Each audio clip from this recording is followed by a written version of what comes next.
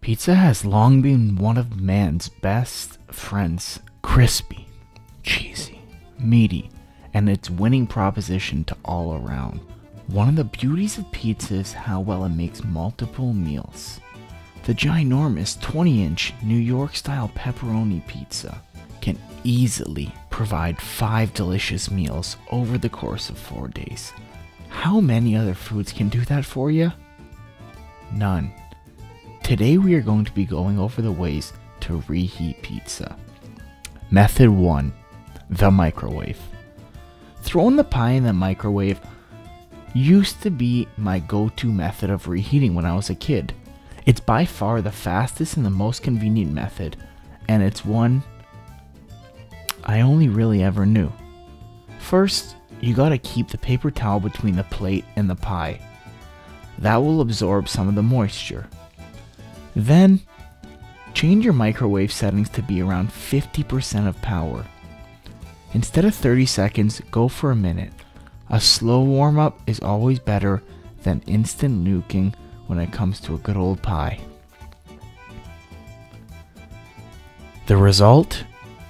Even with the improvements to the methodology, the pizza still came out sort of wet and sort of rubbery. Especially when the pizza was really great to start with. Microwaving it just doesn't do the trick. Method 2. Reheating in the oven. Put your oven at 350 degrees for 5 minutes. It's an amazing method. There's also the result of putting your oven at around 500 on broil. Now that's a tip. The result turns out pretty well. Crispy and not rubbery. Method 3. The barbecue grill. Set the grill to a medium high and let it warm up for a few minutes. Throw it on the grate, no oil or anything. Let it cook for around 5 minutes or so. Lift the pie to make sure the crust looks good and make sure the cheese is bubbly on top. That's pretty dang good if you ask me. The cheese is nice and melted, it's not rubbery, the pepperoni's crisp, the bottom crust had some awesome grill marks, and a perfect amount of char.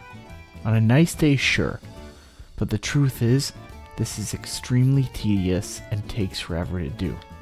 Method 4. The skillet pan. Put the skillet pan on the stovetop and let it preheat over a medium for a few minutes. Throw the pie on the cover. Throw the pie on and then cover the pan. This is a crucial step. Without covering it, you risk the toppings and the cheese not being quite done or hot enough. If your skillet doesn't have a lid, throw some foil over it. Let this cook for maybe 4 to 5 minutes.